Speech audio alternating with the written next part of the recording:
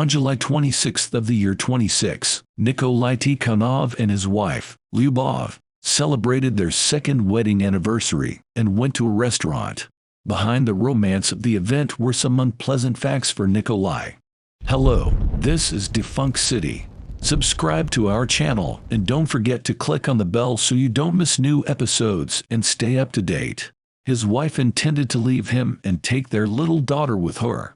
This could only be called news conditionally, since Nikolai had already been living with his mother for some time, who moved to the dacha for the summer, and Love moved in with her parents.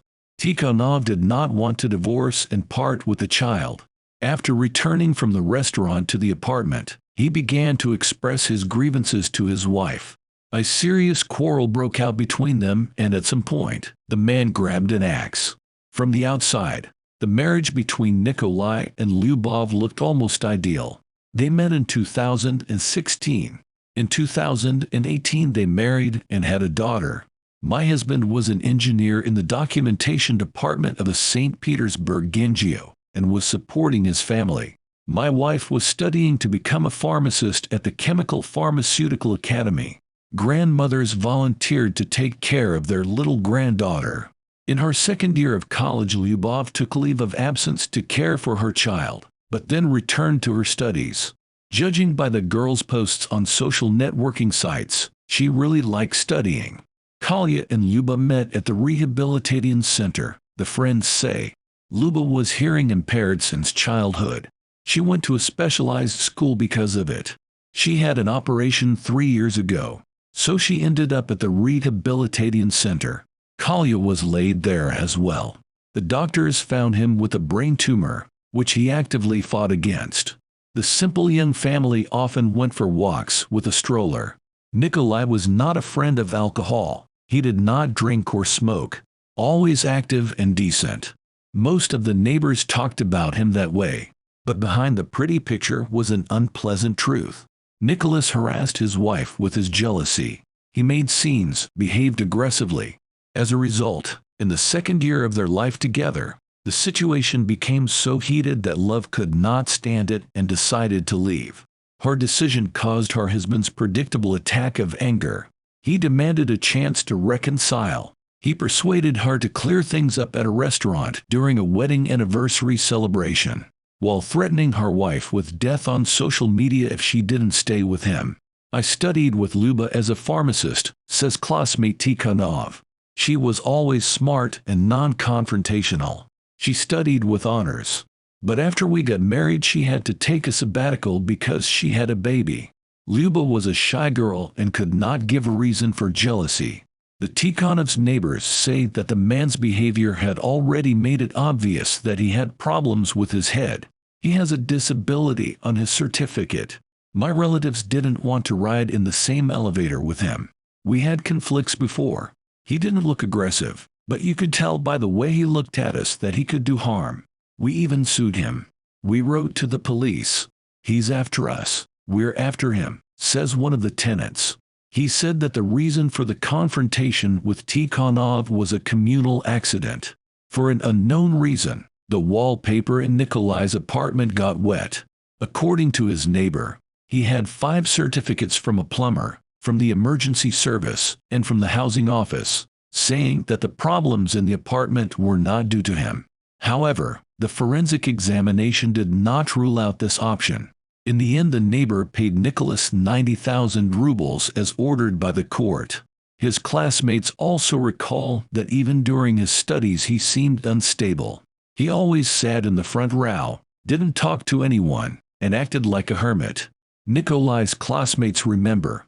He wore a leather jacket and sport pants, wore boots and a cab. We nicknamed him the cab driver for this outfit. I remember an incident. 2 girls were throwing papers at him, hitting him by accident. He started complaining about them to the dean's office and writing threats on social media. Then we posted his picture in the general group. It really pissed him off. Usually it was limited to complaints and threats online. But one day Nikolai attacked one of his classmates with scissors. He wrote that he would punish me, Ivan explained. I responded to his threats. In response he tried to fight me, which didn't really work out. and an hour later he was already standing outside the institute with scissors in his hands. According to classmates, Nikolai tried to hit Ivan with scissors, but he was immediately disarmed. The opponent got away with only a scratch, and after that Nikolai was nicknamed Edward Scissorhands. We all complained about him to the dean's office. They said that he was inadequate, aggressive, recalls Nikolai's classmates. But because of his good academic record, everything was hushed up, and we ourselves were blamed for the attacks and threats. After his graduation, none of his classmates kept in touch with Nikolai, and the young father himself was unsociable. He had only 17 friends on social networks. He withdrew only to his wife and child. But in his personal life, things were not easy. Lyuba complained to her parents that Nikolai constantly quarrels with her and beats her. He called her irresponsible. He was dissatisfied with her as a mother, girlfriends say. Because of the constant scandals, his wife took the child and moved to live with her mother, wanted to file for divorce. Nicholas seemed to come to his senses, wanted to return his beloved. Hoping to mend their relationship, he called her to a cafe to celebrate their 2-year wedding anniversary. But the family reunion did not work out. Love flatly refused to resume the relationship, so the man lured her home, where he committed a terrible crime. Nikolai hit his wife 5 times on the head with an axe, after which he cut off her head. The upper and lower extremities of the girl he hid in a suitcase. All this quite points to the premeditation of this crime. Tikhonov brought the axe, which had been stored at his dacha all this time, just a few days before the tragedy. At the moment when it was discovered by the police, the perpetrator had traces of blood in the apartment, and the body parts were already in the suitcase near the door. On the face of it, a typical cold-blooded murder, if it were not for one fact that does not fit this picture in any way. After the murder, Tikhonov threw his wife's torso out the window into the yard. The police received several calls at once. The first to notice the body were neighbors from downstairs. They told the police that around 1:30 in the morning they suddenly heard some knocking. Something had obviously fallen.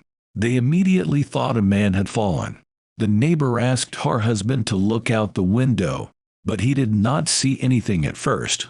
When the wife demanded to open the window and look, the man saw a bloody woman's body.